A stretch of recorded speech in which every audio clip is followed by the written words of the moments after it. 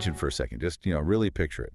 There's this massive, multi-billion-dollar infrastructure project that is basically holding up our entire society right now. Yeah, and it just never stops. Right. It runs 24 hours a day, 7 days a week, 0 holidays. Yeah. And honestly, it is the only thing keeping the modern healthcare system from just completely collapsing overnight. Absolutely. But the wild part is, the people running this infrastructure, they are completely unpaid. They are totally emotionally exhausted.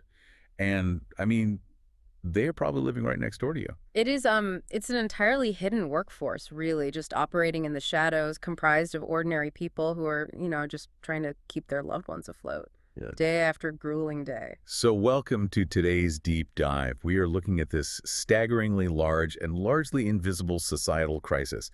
I was going through my reading pile recently and stumbled across a really fascinating white paper. It's titled, Who Will Care for the Caregivers? Yeah, exactly.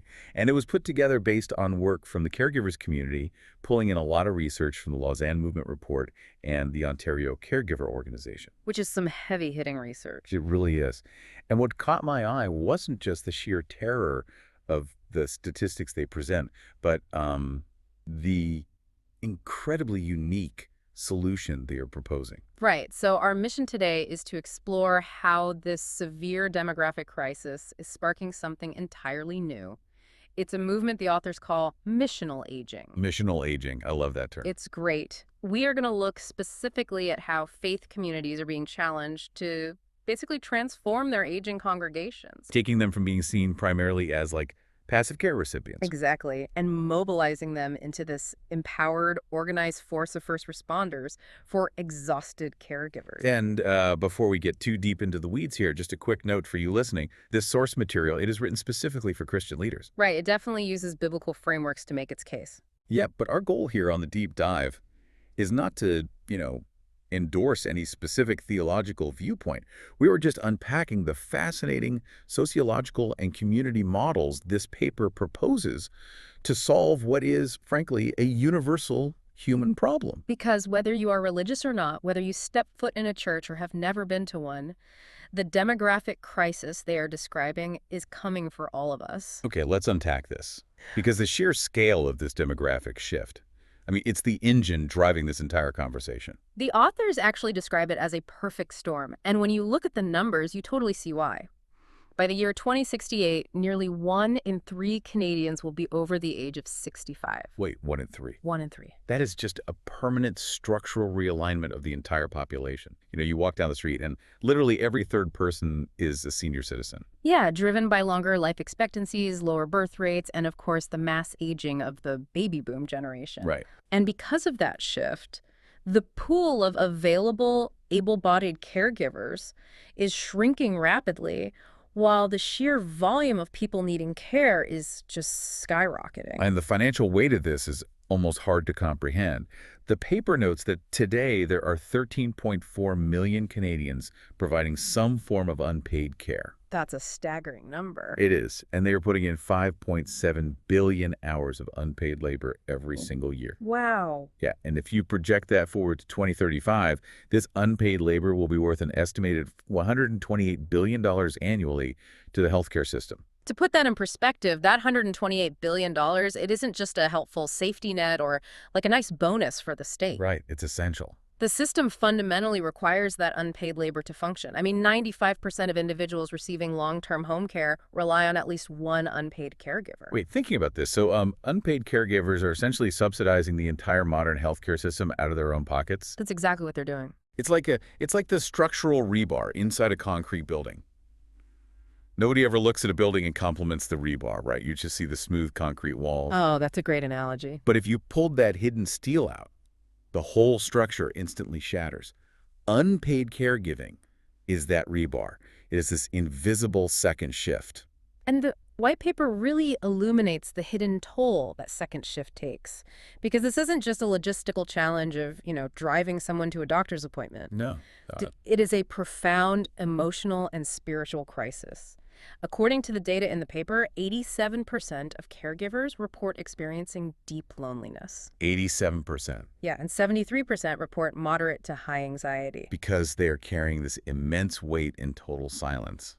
I want to ground this in reality for a second. Imagine a guy named Greg. Okay. Okay, let's hear about Greg. He is 55. He works a 40-hour-a-week corporate job. He comes home, and instead of resting, he spends another, I don't know, 5 or 6 hours feeding his wife, managing her complex medications, helping her bathe. Because she has early onset Alzheimer's or something similar? Exactly. And when Greg shows up to a neighborhood barbecue or his local community center, nobody asks how he is doing. Right. And here's the psychological paradox of caregiving that the paper points out. It is simultaneously deeply meaningful and quietly devastating. That's such a heavy way to put it. It is. Most people in Greg's position don't even identify with the clinical label of caregiver. If you asked him, he would just say, I'm a husband doing what love requires. Wow. Yeah, he doesn't see himself as a person carrying an unsustainable burden. He just thinks this is his duty. Exactly. And the paper highlights something they call spiritual dislocation, which I think is a really vital concept here. I found that part incredibly poignant. Because think about how a community normally reacts to illness. If someone breaks their leg or gets a sudden cancer diagnosis, the community rallies, right? Oh, yeah. Meal trains, people drop off casseroles. We celebrate the courage of the patient, but the caregiver, the person sacrificing their sleep, their finances, their own physical health over a 5-year decline. They feel completely invisible. All the attention goes to the person in the bed. Exactly. And it creates a very specific, agonizing kind of grief, particularly when dealing with cognitive decline. The paper refers to it as ambiguous grief, Ambiguous grief. because the person is still there. Right. You are mourning the loss of a relationship with someone who is still physically sitting right in front of you at the kitchen table. Their body's there, but the partner you knew is gone. That has to cause a tremendous amount of anger and guilt. Oh, absolutely. But the caregiver feels they have absolutely no right to express that anger because, well, they aren't the one who is sick. There's this quote the paper includes from Richard Gensler Jr., who paraphrases the former First Lady Rosalind Carter, and it really stops you in your tracks. Oh, I know the one. It says, there are only 4 kinds of people in the world. Those who have been caregivers, are currently caregivers, will be caregivers, or will need caregivers. It perfectly encapsulates the universality of this. It is not a niche issue. It is literally the human condition. Yeah. And if the state mathematically cannot cover a $128 billion deficit in care, someone has to step into the breach. Which brings us to the core pivot of the white paper. If the government can't cover it, where do we look? The authors shift their focus entirely to faith communities. Right. They make the case that the caregiving crisis isn't some external, far-off mission field across the world. It is sitting right inside the building. The crisis is the woman in the third pew whose husband has dementia. Exactly. What's fascinating here is how the paper leverages the existing sociological architecture of a church or a faith community. Think about the resistance caregivers have to formal help. They are exhausted, overwhelmed, feeling guilty. The absolute last thing they want to do is navigate a convoluted government bureaucracy, fill out forms, and become a case file for some sterile, anonymous hotline. Okay, I have to jump in here and play devil's advocate for a second because I know what you, the listener, might be thinking right now. Go for it. Let's push back on this. Shouldn't this just be the government's job? I mean, if we are talking about a $128 billion societal problem, isn't relying on a bunch of untrained church volunteers just putting a massive Band-Aid on a systemic policy failure? It's a fair question. Why should local communities have to bail out a broken healthcare system? You'd think so, right? Yeah. It definitely feels like we are letting the state off the hook. But the paper addresses this directly. The argument is not that the church should replace the state or replace proper healthcare funding. Okay. The point is about understanding what the state is actually capable of. A government agency is designed to provide clinical services and baseline safety nets. But the state is historically terrible at providing human dignity, deep belonging, and emotional presence. Ah, I see. So the state can send a registered nurse to check your vitals and change an IV bag, but the state cannot send a friend to sit with you while you cry in the kitchen at 2 in the morning. That is exactly the dividing line. Faith communities are most powerful when they stand in the gap between what the state can provide and what human dignity actually requires. That makes a lot of sense. Caregivers will resist a government pamphlet, but they will open their front door when someone they have known for 10 years from their congregation knocks. Proximity and long-term relationships are the irreducible foundation of care. You really cannot artificially manufacture a community that already has a habit of gathering in the same room every single week. The trust factor is already built in. Exactly. And the text reframes some specific biblical stories to build this sociological model. It points to Galatians, which talks about bearing one another's burdens. Arguing that the caregiving crisis is fundamentally a burden problem, right? Like a single human being trying to carry more weight than a human's spine is designed to hold. Yes, beautifully put. But the part that really struck me was how they completely reinterpreted the parable of the Good Samaritan. Oh yeah, the reframing of that story is vital to their whole argument. Hmm. Because we usually think of the Good Samaritan as a story about just, feeling empathy for a stranger. But the paper argues the Samaritan didn't just feel bad from a distance.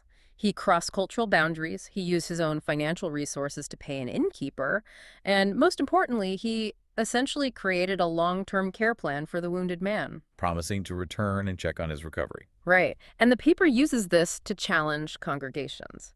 You need to move from just feeling sympathy for caregivers to enacting structural, practical care plans. I'm struggling to see how a church actually pulls this off, though. Mm. I mean, if a congregation is going to enact structural care plans, who is doing the heavy lifting? That's the million-dollar question. The lead pastor is usually already burning out from running the organization. The young families in the congregation are drowning in their own chaos of raising toddlers and paying mortgages. So, who is left? This is where we get to the concept of missional aging, and this is perhaps the most innovative idea in the entire text. To solve the labor shortage, the paper argues for a model of seniors caring for seniors.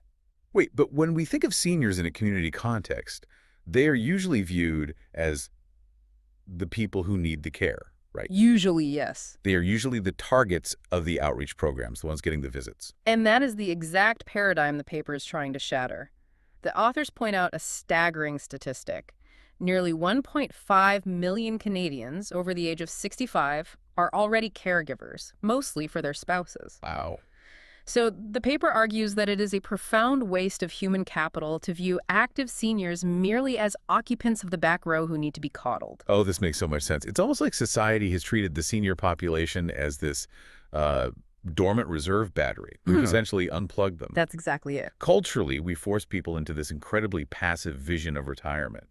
Play some golf, take a cruise, stay out of the way, let the young people run things. Right. But they actually possess the exact voltage we need to power through this crisis. They have massive reserves of free time, hardened resilience, and deep empathy. And mobilizing that reserve battery creates a dual benefit that is incredibly elegant. Yeah. If we connect this to the bigger picture, first, consider the irreplaceable value of lived experience. Okay. Think about a 75-year-old widow who just navigated a brutal, decade-long battle with Parkinson's alongside her husband. If she sits down in a living room with a 60-year-old man whose wife was just diagnosed with the same disease, She gets it. she speaks with an authority and a profound empathy that a 25-year-old professional therapist with a master's degree simply cannot match. Because she doesn't need to read a textbook about the psychological stages of grief. She lived the textbook. She knows exactly what the middle of the night feels like. And the second part of that dual benefit is what this mobilization does for the seniors themselves. By activating them to help caregivers, you aren't just helping the exhausted families. You are actively curing the acute isolation and lack of purpose that so many seniors plunge into after they retire. Exactly. You are restoring their dignity. You are looking them in the eye and saying, we need your wisdom. You are essential to our survival. The text grounds this in an idea they call intergenerational discipleship. They reference Titus 2. But stripping away the theological jargon, it basically means that older generations are supposed to transmit the wisdom of a hard-lived life down to the younger ones. Right. Modeling how to care for someone through terminal illness, showing a younger generation how to bear weight with grace and grit, is framed as one of the most profound forms of teaching available. It really turns a community from a passive service center where you go to consume a sermon into a network of people bearing weight together. So if you have this massive reserve battery of senior citizens ready to be deployed, the question becomes, how do you actually plug it in? Yeah. Where do you start? Because the white paper doesn't just leave us with lofty philosophy. It transitions into a concrete blueprint for how a community can structure this. Well, the very first hurdle they identify in that blueprint is assessment, which makes total sense because, as we established earlier with our hypothetical guy Greg, Caregivers don't wear name tags. Right. If a community leader stands at the front of a room and asks, "Who here needs caregiver support?" nobody's going to raise their hand. Because they just think, um, I'm a husband doing my job. Exactly. So the paper stresses that a community has to actively and intentionally survey its members to surface the hidden need. You can't ask broad questions. You have to ask specific behavioral questions like, are you currently managing medications for a family member? Or do you find yourself providing transportation to medical appointments for a parent every week? Yes. And once you surface the actual data of who is suffering, the paper outlines several specific models of intervention. Let's explore how those interventions actually function sociologically, because one of the primary things they suggest are caregiver support circles. These are small groups, maybe 6 to 10 people, but crucially, they are peer-led. They are led by someone with lived experience, not a professional counselor. And the authors explicitly note that these are not clinical group therapy sessions, they are communities of belonging. The goal is mutual support. Just getting people in a room. Exactly. When you get 6 exhausted people in a room who finally realize they aren't the only ones feeling angry and guilty, it completely breaks the terrible isolation of the disease. And beyond just talking, there is the relentless physical grind of caregiving. To address that, the paper proposes practical mercy teams. I love this one. This is the tangible relief.